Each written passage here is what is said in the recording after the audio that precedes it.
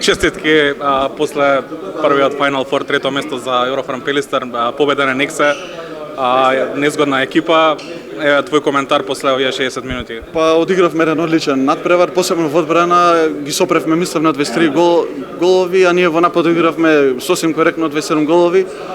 Знаевме да ги играме со екипа што играе многу цврста одбрана.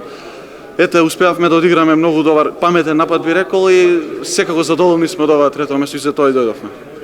Имаше мотив, имаше желба, еве што беше договорот пред надпреварот? Па договорот беше да не изиграме само толку лоше како против Веспрем, да трчаме назад, најбитно беше да не примаме тие лесни голови што примавме со Веспрем и тоа го испоштовавме. Другото се беше би рекол тактички што сме спремале овај месец и пол колку сме заедно.